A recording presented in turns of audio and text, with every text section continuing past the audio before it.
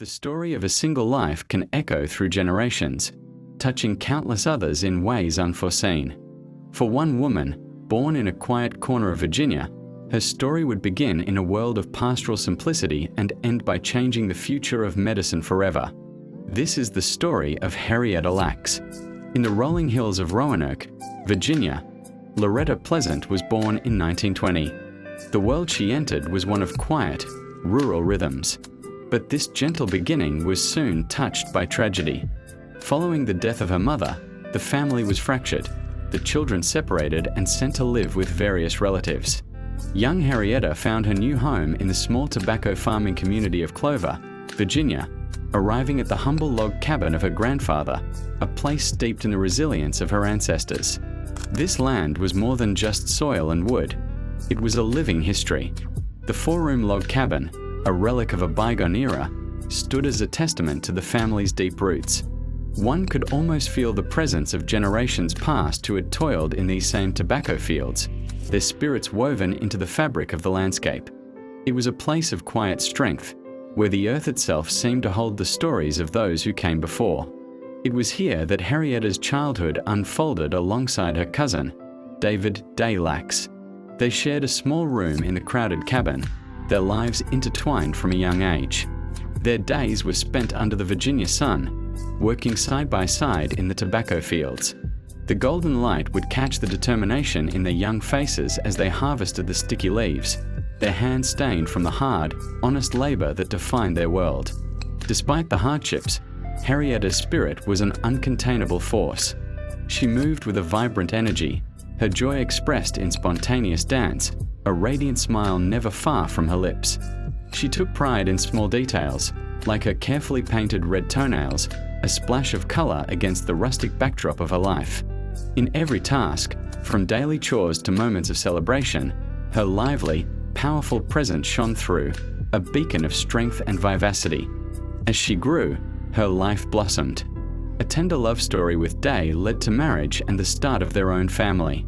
One by one, 5 children filled their home with noise and life. Yet, a quiet sorrow threaded through their joy with the institutionalization of their daughter, Elsie. The memory lingered like a gently closing door, a private grief in the midst of a growing family's life. Like millions of others during the Great Migration, Henrietta and Day looked north for opportunity. Day went first, finding work at the massive Bethlehem steel plant in Baltimore. Soon after, Henrietta and the children followed, leaving the rural landscapes of Virginia for the bustling, industrial streets of Turner Station. It was a new world, a promise of a different kind of future. Life in Turner Station was vibrant and communal. The unpaved country roads of Clover gave way to paved streets and rows of houses filled with families who had made the same journey. Henrietta, with her innate warmth and capability, quickly made their small house a home. It was a place of comfort and order, her children always clean and well-fed. Their home became a hub for gatherings with cousins like Sadie and Margaret, a space filled with the sounds of laughter, music, and the strong bonds of family and community. Through it all, Henrietta remained, in many ways, an ordinary woman living an ordinary life. She was a devoted mother, a loving wife, a cherished friend who navigated life's challenges with the quiet grace and unwavering resilience. Her existence was a testament to the extraordinary strength that can be found within the everyday, a spirit both powerful and profoundly human. But then, a subtle, unwelcome shift. A persistent discomfort began to grow within her, a private worry she would touch at her abdomen. Quiet, hushed conversations with her cousins revealed a shared concern, their faces reflecting the unspoken fear that something was wrong. This quiet apprehension led her to take a bus to the imposing Johns Hopkins Hospital. As she walked through the designated colored entrance, the grand architecture seemed to loom over her. Sitting in the waiting room, a solitary figure in a vast institution, her face held an expression of quiet resolve, masking the deep uncertainty of what was to come. Her journey, once defined by the rhythms of the earth and the bonds of family, was now entering an unknown, clinical world that would alter her story, and ours, forever. Dr. Howard Jones examined her and found a large, malignant tumor on her cervix. He described it as purple and oozing cervical cancer, aggressive, advanced. Henrietta was terrified, but she was also pragmatic. She had 5 children to care for. She needed treatment so she could get back to them. She didn't have time to be sick. She didn't have the luxury of falling apart. The doctors at Johns Hopkins began treating her with radium, a standard treatment at the time. During her first treatment on February 8, 1951, Dr. George Gay, the head of tissue culture research at Johns Hopkins, took a sample of Henrietta's cervical tissue without her knowledge or consent. This was not unusual at the time. Informed consent wasn't standard practice. Especially for black patients, doctors routinely took tissue samples for research without asking. It was just what they did. No one thought to ask Henrietta if it was okay. No one explained what they were taking or why. She was never told. Dr. Gay had been trying for years to grow human cells in culture outside the body. Every sample he tried before had died within days, but Henrietta's cells were different. They didn't die. They doubled every 20 to 24 hours. They were astonishingly resilient, vigorous, and immortal. For the first time in history, human cells were surviving and thriving outside the human body indefinitely.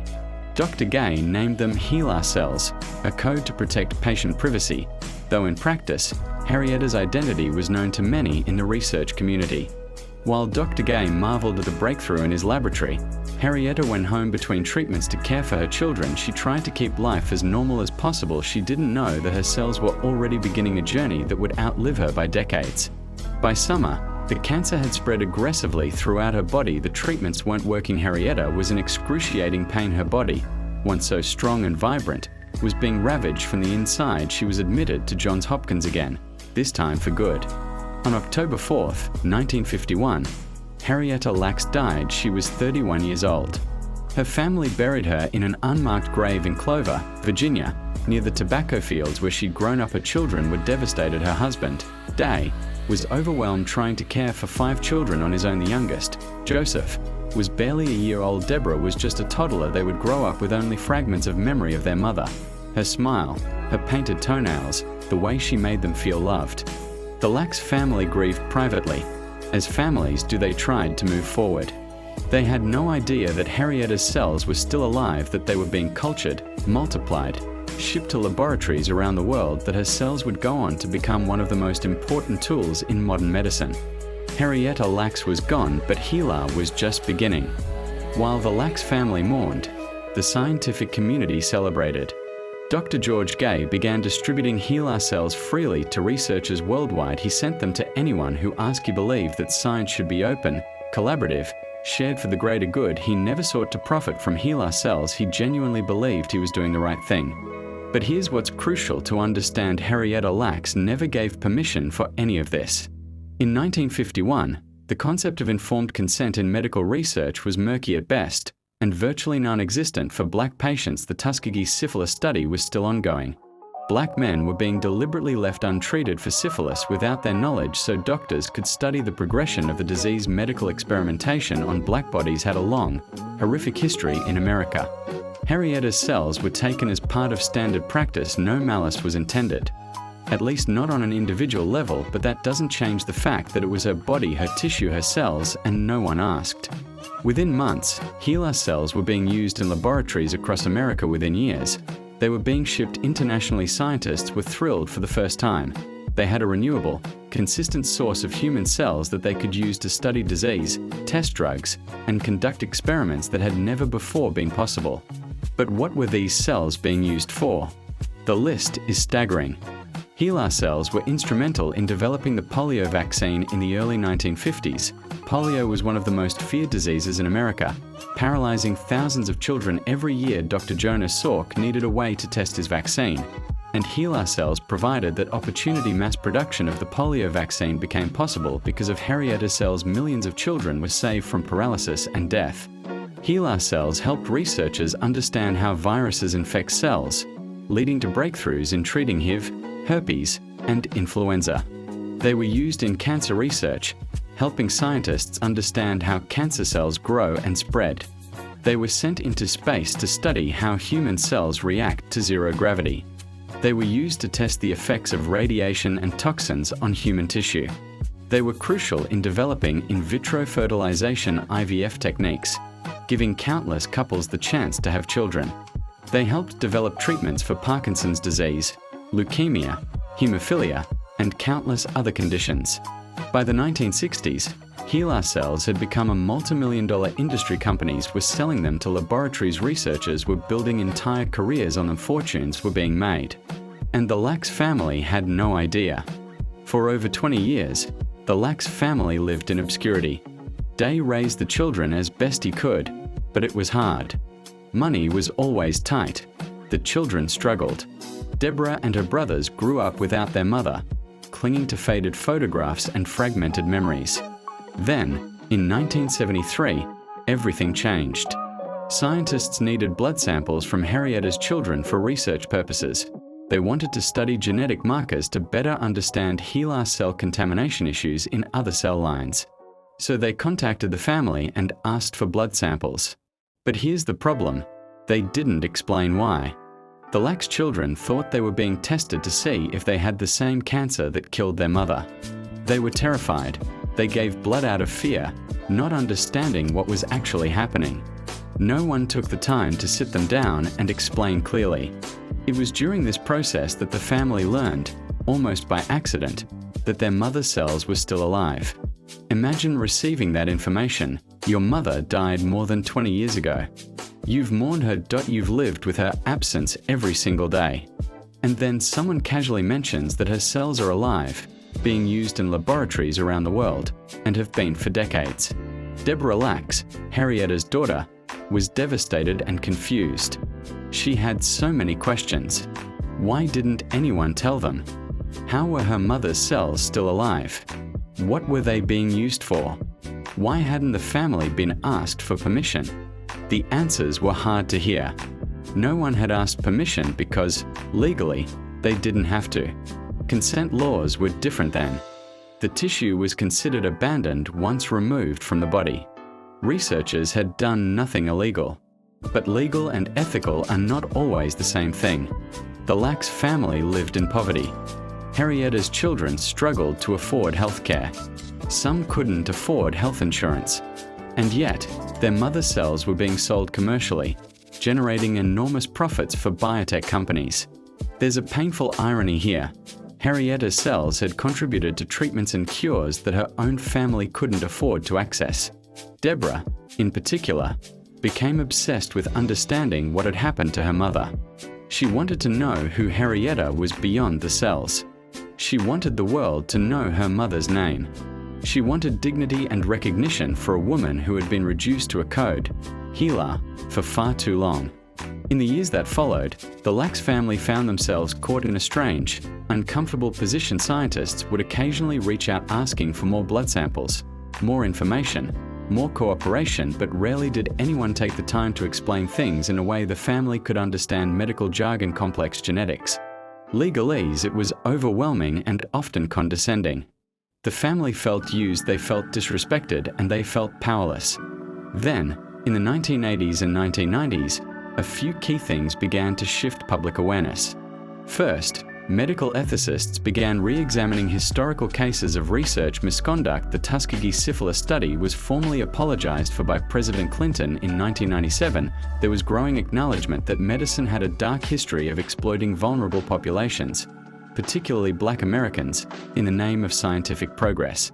Second, informed consent laws became much stricter. What had been standard practice in 1951 was now recognized as deeply unethical. Patients had to be told what was being done with their tissue. They had the right to refuse. They had ownership over their own bodies.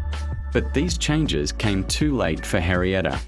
Her cells were already everywhere. The cat was out of the bag. You can't use and distribute cells that have been replicated billions of times across thousands of laboratories over decades.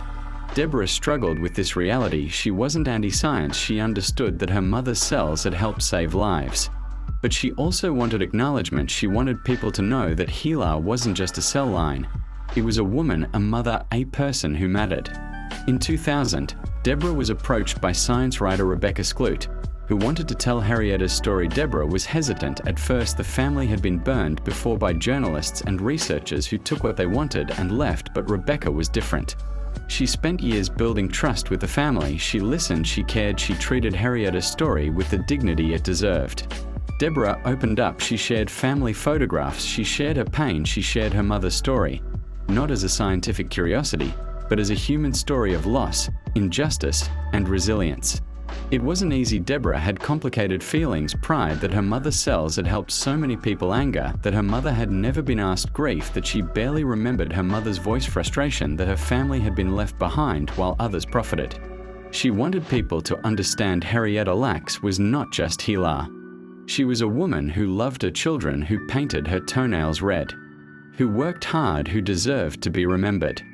In 2010, Rebecca Skloot's book The Immortal Life of Henrietta Lacks was published. It became an instant bestseller suddenly.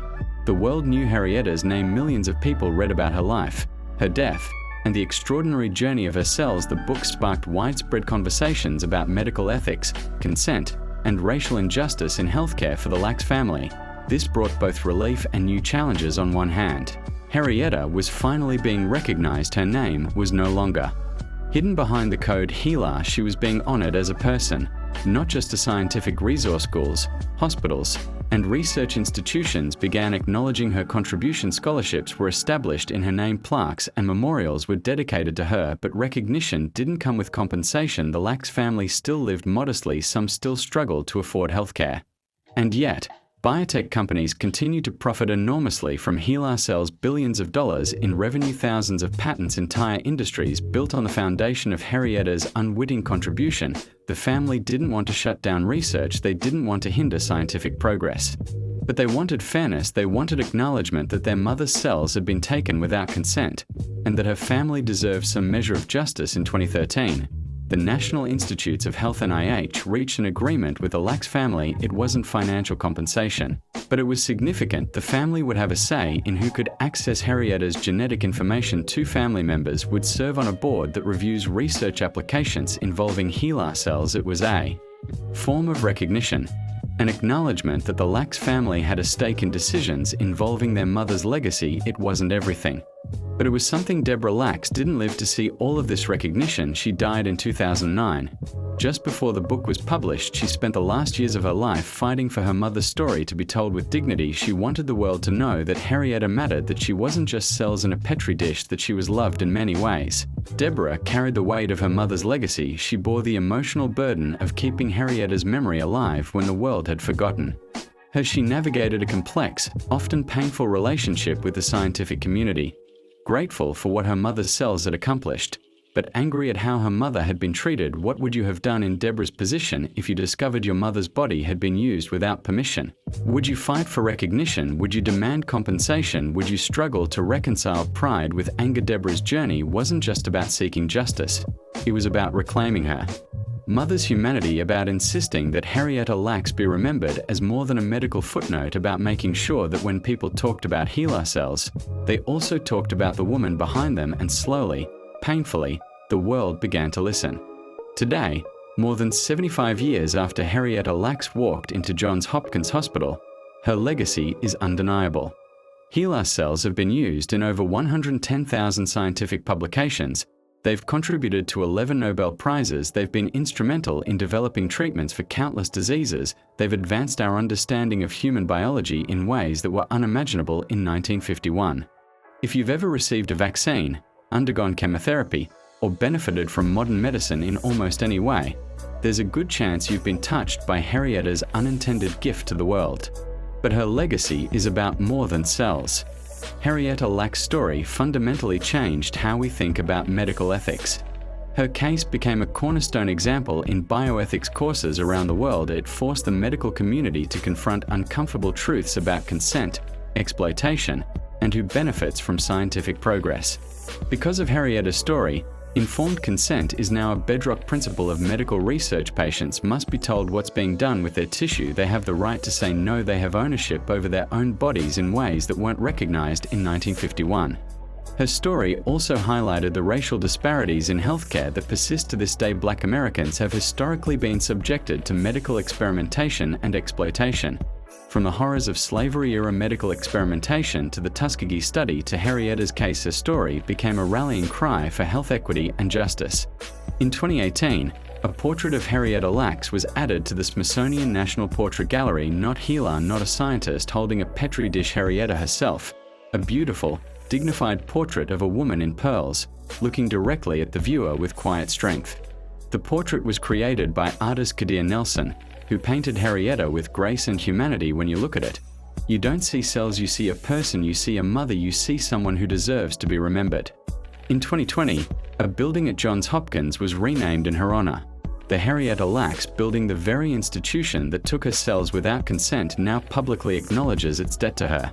In 2021, the World Health Organization WHO honored Henrietta Lacks with the WHO Director General Award. Recognizing her contribution to science, her son Lawrence Lacks accepted the award on behalf of his mother. In his remarks, he said something profound. "We are grateful that the world is finally honoring my mother, but it's important to remember that she was a real person. She had hopes and dreams. She loved her family, and she never knew what her cells would do." That's the heart of it, isn't it? Henrietta never knew, she never knew that a part of her would travel to space, that her cells would help cure diseases she'd never heard of, that her name would be spoken in universities and research labs around the world, that millions of people would owe their lives, in some small way, to her. She died thinking she was nobody special, just a mother, just a woman trying to survive cancer and get back to her children. But she was special extraordinarily. So, not because of what was taken from her, but because of who she was, a woman who loved deeply, who worked hard, who painted her toenails red because it made her happy, who mattered to the people who knew her. Henrietta's story teaches us that every person has inherent dignity and worth, whether or not the world recognizes it, that our bodies are our own, and consent matters, that progress built on injustice is hollow unless we acknowledge the cost. It also teaches us about resilience, not just Henrietta's, but her family's. Deborah Lacks spent decades fighting for her mother's recognition. She could have walked away. She could have let the world continue to forget, but she didn't. She insisted that her mother's humanity be seen. And in doing so, she gave us all a gift. She gave us the chance to do better, to ask questions, to honor the people whose sacrifices, willing or unwilling, have made our lives better. What does Henrietta's story ask of us today? It asks us to remember that behind every scientific breakthrough, there are people, real human beings with families, hopes, fears, and dreams. It asks us to ensure that medical research is conducted ethically, with full consent and respect for human dignity. It asks us to acknowledge that progress and justice must go hand in hand, that it's not enough to save lives if we exploit the vulnerable to do it. It asks us to listen to families like the Lacks family when they tell us, our loved one was more than what you took from them. They were a person, they mattered. And it asks us to honor Henrietta not just for what her cells did, but for who she was. Henrietta Lacks was a tobacco farmer from Virginia, a mother of 5, a woman who loved to dance, a person who deserved better than what she got. But her legacy endures, not just in the billions of HeLa cells that continue to be used in research today, but in the conversations her story has sparked, in the laws that have changed because of her, in the way we think about consent, dignity, and justice in medicine. Henrietta Lacks changed the world, not because she chose to, but because the world chose to finally see her. And now, 75 years later, we say her name. Not HeLa, Henrietta. On this World Cancer Day 2026, we honor not just the fight against cancer, but the people whose lives have been forever changed by it. Henrietta Lacks never set out to change medicine. She just wanted to live. She wanted to see her children grow up. She wanted to dance and laugh and paint her toenails red and live an ordinary, beautiful life. Cancer took that from her. But what cancer couldn't take was her legacy, her impact, the way her story forces us to confront difficult truths and do better. If there's one thing Henrietta's story teaches us, it's this. Every life matters, every person deserves dignity, and the most extraordinary contributions often come from the most ordinary people. People just trying to survive, trying to take care of their families, trying to live. Henrietta didn't know she was making history. She was simply living, and then fighting for her life, and in that struggle, she gave the world something it desperately needed, even if it came at a cost she never agreed to pay. Her story reminds us to ask the hard questions: who benefits from progress? Who pays the price? And how do we make sure that justice and compassion walk alongside innovation? These aren't easy questions, but they're necessary ones.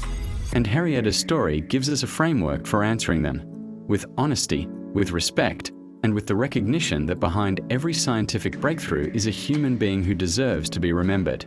So today, we remember Henrietta Lacks not just as the source of HeLa cells, but as a woman, a mother, a person whose life had value far beyond what was taken from her. We remember her laughter, her strength, her love for her children, her painted toenails, her humanity. And we commit to doing better, to honoring consent, to ensuring that progress is built on justice, not exploitation, to remembering the people whose sacrifices, willing or unwilling, have shaped the world we live in. I'd love to hear from you. Have you ever heard Henrietta's story before? What does it make you think about? Medical ethics, consent, legacy, or something else entirely? And more personally, if you were in the Lacks family's position, how would you want your loved one to be remembered? Drop a comment below. I read every single one, and I genuinely want to know what this story means to you. If this story moved you, please take a moment to like this video and subscribe to Archivist Owl. We release new stories about transformative moments in history every week. Stories about real people facing extraordinary circumstances. Stories that ask, what would I have done? Turn on notifications so you never miss a new story, and if you know someone who would appreciate Henrietta's story, please share this video with them. Thank you for being here, thank you for listening, and thank you for helping keep Henrietta's memory alive, not just as a scientific footnote, but as a person who mattered. Her name was Henrietta Lacks, and she changed the world.